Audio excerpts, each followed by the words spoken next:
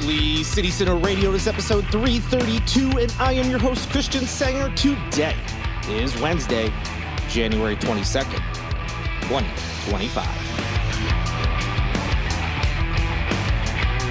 It's a little bit chilly out there. I hope you all are staying warm. When I recorded this, we had all sorts of winter weather warnings. Businesses are closing early. Some have already announced they're going to be closed today, Wednesday, and others will probably be making those similar announcements. Schools are closed, and you are well aware, I'm sure, getting all the same alerts that I've been getting. And I just hope you all have been staying warm and everything's going okay. And hopefully this super chilly weather won't last very long. So today, let's warm up, let's relax, just get all cozy and listen to an interview episode. No news talk today, no gloom and doom about events that may or may not have happened this week, and the fallout that has already started from that in terms of, well, let's not even get into it. There'll be plenty of episodes to do that. Today's a fun one. Today's a good one. Like I said, let's just get cozy, warm up, and enjoy this chat. It's an interesting one because I think a lot of people have at least heard of the term NIL, which relates to college athletics. Some of you may even know the gist of what it is. But I think there's a lot of people who don't know either anything or really much about it. And even if you're not a sports fan, I promise that this is an interesting conversation because it relates, number one, it's educating you about this pretty new thing that's happening in the world of college athletics, but how it also affects the college in general and also the community around it and how it's actually helping students, not just things you may have heard in passing. So today I'm talking with Tyler Jones. He is the CEO of the Charleston Edge Collective. He's going to tell you all about NIL, what it is, what it means, and then what the Charleston Edge Collective does specifically for the student athletes here in Charleston who attend C of C. However, like I said, it's not just about them. It's also a bigger picture, how to improve the school's standing in the national level. Not that, there's anything that needs to be changed, but, anything you can do to increase your school's exposure. It's getting the name out there more and people learning more about it could potentially bring more students to apply, which, of course, means perhaps it'll be even, better classes in terms of grades and all that. I mean, there's all sorts of stuff that this can affect. Although, like I said, it may seem like it's very sports focused. There's more to it than that. So again, if you're not into sports and things, this isn't a very sports heavy combo in terms of we're not talking about, statistics or records and things like that. It's more the business behind this whole thing, as well as how it's helping student athletes. And again, the campus and college broader than that as well. So that's what we've got today. And then Friday, we'll be back with, whatever the latest news is. But again, today, just enjoy this interview and get all cozy and warm and forget about the chilly weather outside. And joining me now, as promised, is Tyler Jones, the CEO of the Charleston Edge Collective. We're going to learn all about it now. I'm excited to talk to you, Tyler. Thanks for joining me. Hey, Christian, great to be here. Thanks for having me. Of course. So we're going to be talking about the Charleston Edge Collective, but I think, just because I know a little bit about NIL and what's been going on with that, there's a lot of people listening who may not know. Maybe they've heard it in passing, but don't really know the details. So let's just start so everyone has the same base. What exactly is NIL, or name, image, likeness? Well, it's a great question because you'd be surprised how few people still don't know what it is. So NIL is name, image, and likeness. It all got started with a former basketball player, college basketball player by the name of Ed O'Bannon. Some people might remember him. He used to play for UCLA. Oh yeah. Long story short, he saw himself on a video game. And one of those college basketball games where they couldn't use his name, but they used his number and they used his likeness. And so he sued the NCAA, and he saw everybody was making money except him and his teammates. And so that that lawsuit over a period of time really opened the door to the conversation of what is amateurism in college sports, and should student athletes be compensated. And then the NCAA took a preemptive move in 2021 and allowed student athletes to profit off of their name, image, and likeness. So since then, we have gone from really basic, small, let's call them deals, where a student athlete might endorse a pizza joint in their hometown, and the pizza joint would give them a check or give them free pizza. That has evolved into in 2025. Pretty much the college sports has become professional sports, where you have free agency, and players are compensated at pretty high levels. And now you have student athletes. Several years ago, we were all complaining because the college students were leaving early to go make money in the NFL. And now you're seeing college students stay in college, get their degrees, because a lot of them can get paid more in college than they can going to a professional league. So this has really leveled the playing field. For years and years, coaches, conferences, the universities, the TV networks have all been able to profit off of college sports, but now the players are finally being able to share in some of that. So that's what NIL is, and the College of Charleston, a testament to Matt Roberts and his staff, have been a leader when it comes to NIL. They've been on the forefront from the very beginning and put us in a position where we are a leader, and we can use it to our advantage or our edge, which is why we're called the Edge. There we go. Yeah. And we'll get into the specifics about this collective, but I've seen other universities, colleges create collectives like this. What exactly does an NIL collective do? You mentioned like a business might be able to reach out and talk to a student and say, hey, can you do a commercial for this pizza joint and we'll pay you whatever. Collective seems, from my understanding, is just a way for a university or college to kind of, for lack of a better word, control the types of deals that are coming in or help out the student athletes. Well, yeah, it's definitely more about helping them out, because you got to think that one of the few rules that was put in place when NIL was legalized in 2021 was that the schools themselves could not pay the players. So there was really no mechanism to make sure that there was a robust program at each university to make sure that these players were, there was a mechanism to raise the money and to pay the players.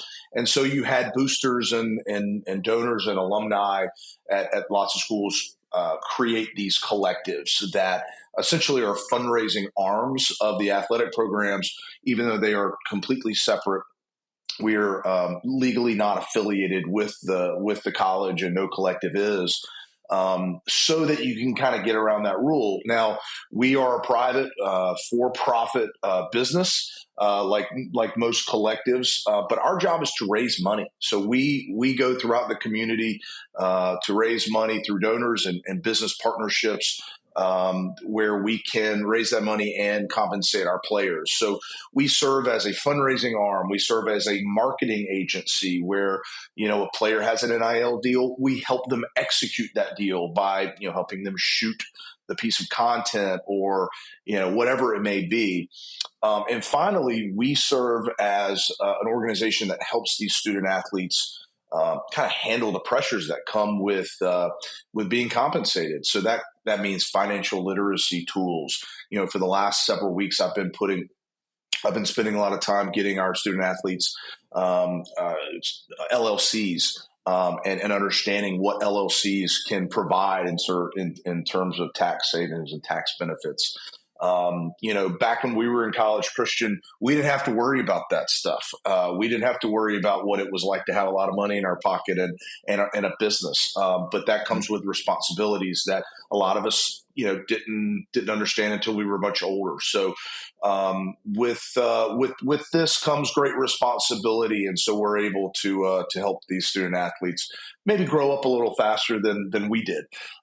So that's what collectives do. From our perspective, the Charleston Edge Collective We are the official collective of the College of Charleston, and we help these student athletes build their brands.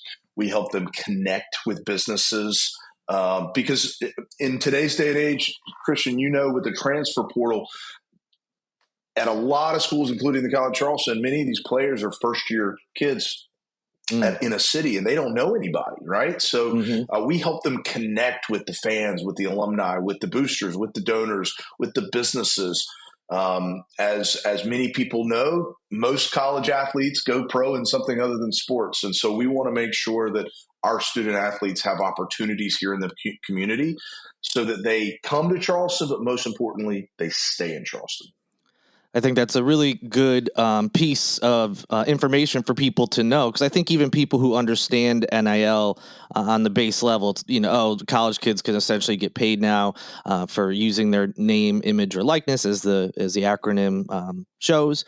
But I think a lot of people were concerned. Well, what does this mean? The kids are going to be, because they are kids, are they going to be on their own out there in this new frontier, basically, for college sports? What are they going to?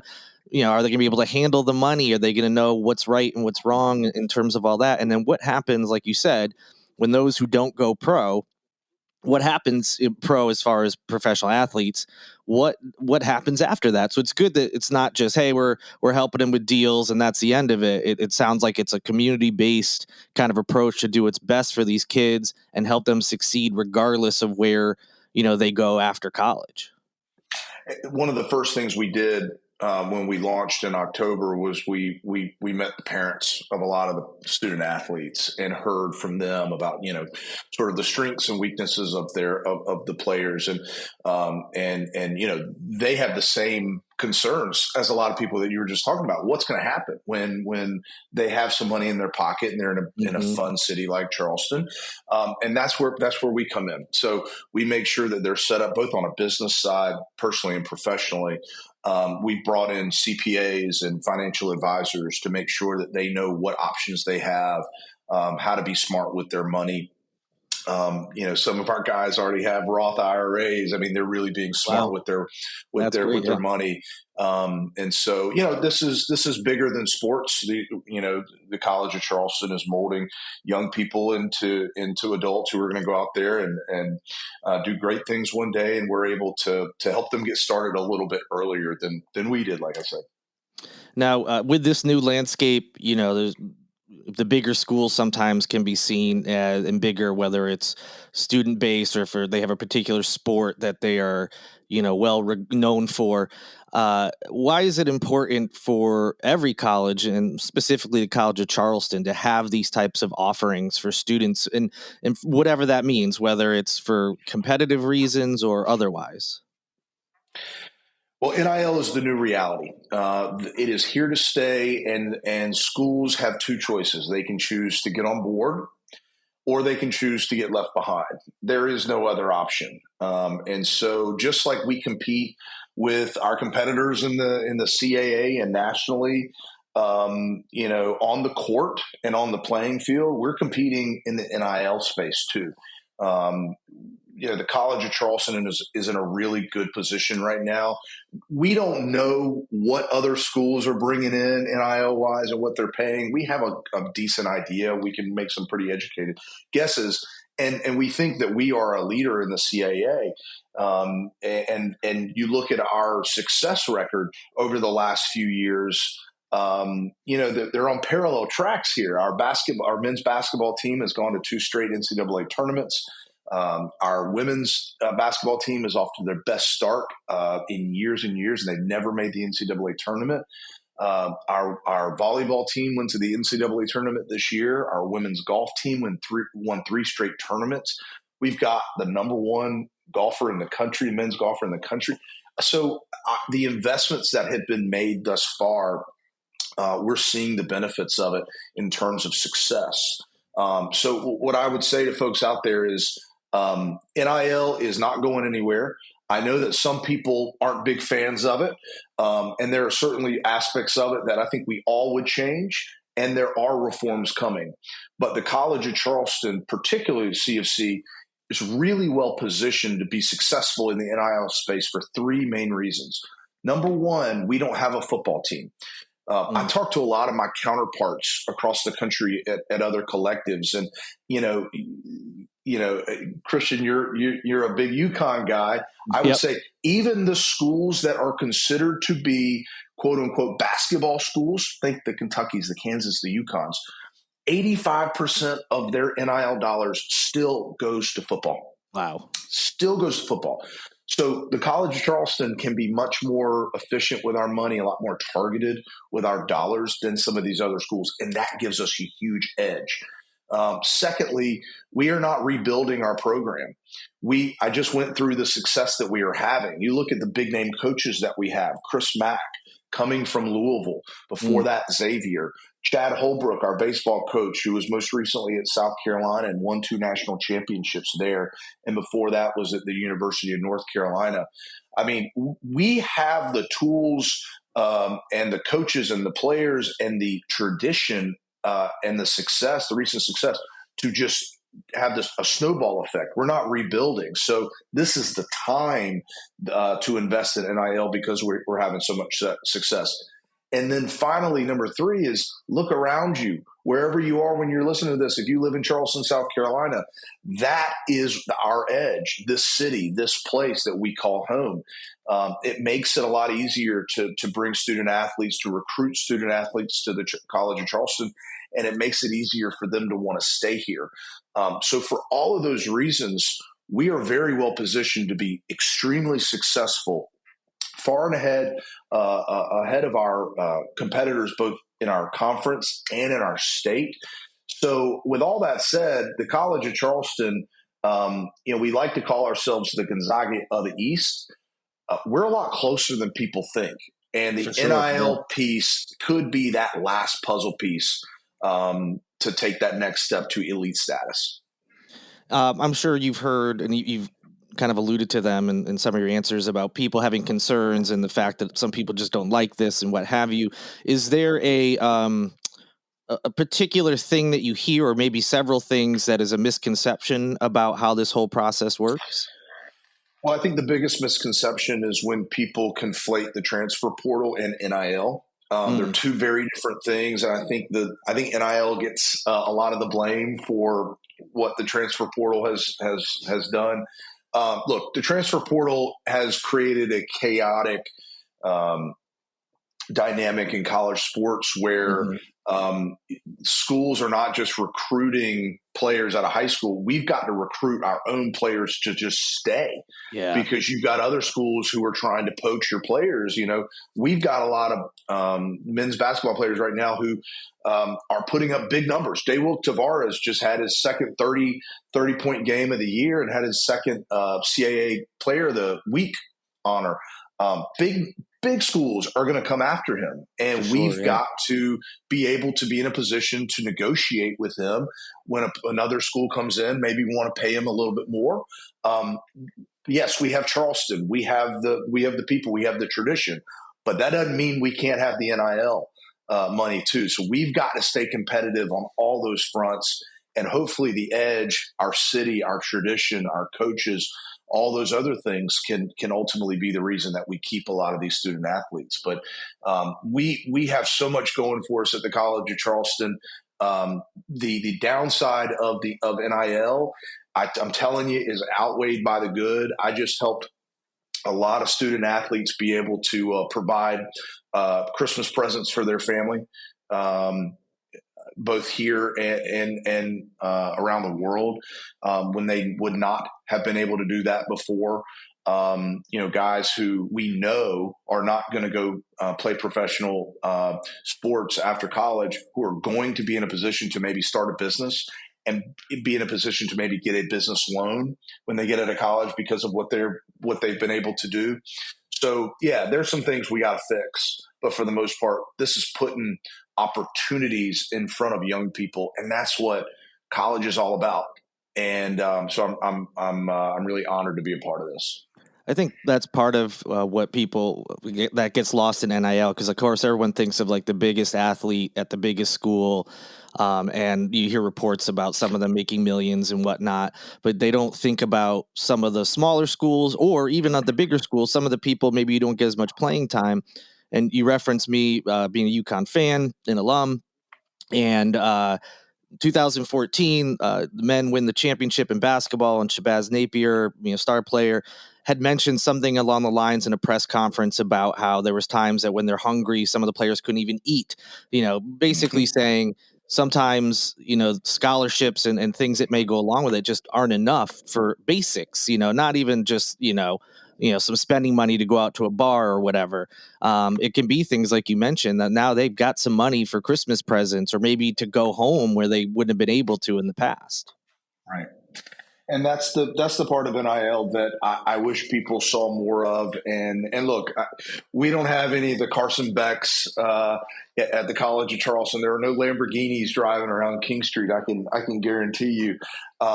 This is these are more. This is much more reasonable and realistic amounts, but it does give our student athletes the ability to focus on school, on their sport. Keep the main thing the main thing. Our team, and by our team, the Charleston Edge staff, our director of fundraising is Jermaine Johnson, who is a former player at the College of Charleston. And, he was homeless he's from California, and he had been homeless several times in high school. And he said when he came to the College of Charleston, it was the first time he ever had a real home.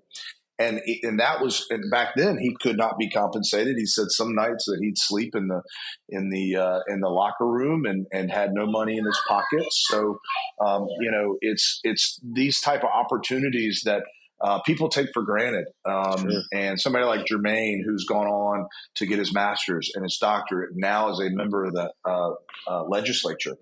The College of Charleston afforded him these opportunities. So, the way I see it, we're trying to produce a lot more Jermaine Johnsons who can have more opportunities when they leave the College of Charleston and do even bigger and better things than he is. And I don't know how much details you can get into, but what sort of deals? I'm not talking money, but like what sort of things are you helping players with? You've kind of mentioned a few things here and there, but what sort of things here in College of Charleston's area are players able to get involved with? Yeah, so I'll tell you, we're working with several teams right now on their content and just making sure that they understand how to build their brands. And so, we do content days with some of our athletes where we'll go out into the community and we'll do little photo shoots or video shoots and help them build their social media. We'll partner with a local business and bring the student athletes over to a business for an appearance. Maybe a business is having an open house or a company happy hour or some kind of event. And we'll bring the team. Just before Christmas, we had the team go out to the Toys for Tots drive and hand out toys to kids for Christmas. So everything from charity to having players come to a business and have the players promote your business on social media, do an Instagram post, or have the kids come to your business and endorse your business. I mean, there's so many ways that folks can get involved and partner with our student athletes to help their own business. The phrase quid pro quo is generally not a positive term, but in NIL it is, because you get something back for your money in NIL. The student athletes have to perform some kind of service if they're being compensated. So this is a way that businesses around Charleston can get involved, help the College of Charleston student athletes, but also help their businesses. So I'd encourage folks to go to our website, thecharlestonedge.com, and learn about the many, many ways you can get involved with the collective and with the College of Charleston, and ways that we can help your business grow as well. That was going to be my next question. If people want to help, what can they do? So the website, which I'll put a link to that in the show notes as well. So people, if you're listening, just quickly click on over. You can learn more. But it's not just necessarily someone who owns a business that could go to that website, learn more, and help out. Like really anybody could, right? Yeah, we've got individual membership levels that I would encourage folks to look at. There's something for everybody, and this isn't just about money. This is building a base of support here for the College of Charleston, because we're not going anywhere. We hope that this is the beginning of really the amplification and the growth of our program. And so, join a level at any level. We've got it all the way down to, I think, $10, $25 a month, where it comes with some really cool benefits where you can, meet the team and go to some cool events. But if you just want to donate to the cause, you can do that too. But I would encourage folks, just go to the website, follow us on social media. We also have a store where you can buy College of Charleston themed apparel and merchandise, and 100% of the revenue goes to our student athletes. So we're really here to create opportunities for them. And what I tell people all the time is, if you're interested in working with us and partnering with us, but don't know how, don't let that stop you from reaching out, because we can help you come up with a way that the collective can help your business or you personally, and how you can help the collective as well. I think we've covered a lot of ground, and I'm sure people learned a ton. But is there anything that I didn't ask or we just didn't get to that involves, whether it's NIL or Charleston Edge or College Charleston, anything at all that we didn't cover that you want to let people know? Well, I just want to brag on my team a little bit more. So Mark Sure. Pepper is our founder, and we could not have done this without him. He provided both the legal services, the leadership, and a good bit of the initial funding to get us off the ground. And he put us in a position where 100% of the donations that come in this year to the Charleston Edge goes directly to our student athletes. So Mark's been a huge help. Jermaine Johnson, I talked about. Also, Dalton Bolin, a former CFC basketball player. He graduated a couple of years ago. People Right. remember Oh, him yeah. as Psycho D. Yep. He is on our team as well as our director of sales. And then Jack DeLongchamp, who many people know is the guy who has the pencil talk guy. Yep. A lot of folks remember his dad, Dean. We've just got this great. By the way, he's one of the best content the sports guys around. He's just a rocket ship headed to the moon. I think the Absolutely. world of Jack, and think he's doing a wonderful job. So our team, I think the world of us. We're all local folks. We all have the best interest in college at heart. So I just encourage folks to join our team, join this movement. It's a really fun time to follow Cougar athletics. I said today in an event that we are in the glory days. You never know when you're in the glory days till you're out of them. Right. I think Andy Bernard said that at some point, but we're in them, and so don't let it pass by before you get on board. All right. Thank you so much, Tyler, for joining me today. I learned a lot. I'm sure my listeners did as well. Hit the link in the show notes, everyone, to help out and learn more. And Tyler, again, thank you so much for joining me. Absolutely. Thank you, Christian.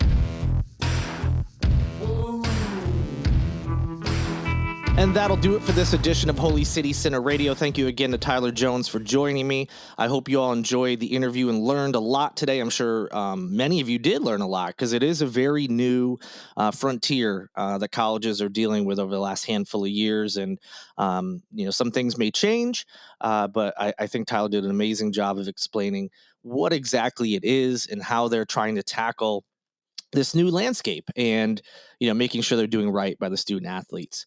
I hope you enjoyed the episode. And if you have a moment, please rate, review, like, subscribe, whatever you can do on whatever streaming platform you're currently listening to the show on. Please do so. That helps get the show out to more folks. Also, there's only a handful of days left in the City Paper's Best of Charleston's nominations period. There'll be a link in the show notes to help you go nominate Holy City Center for any categories you think it fits into. And I really appreciate anyone that has done that or plans on doing it.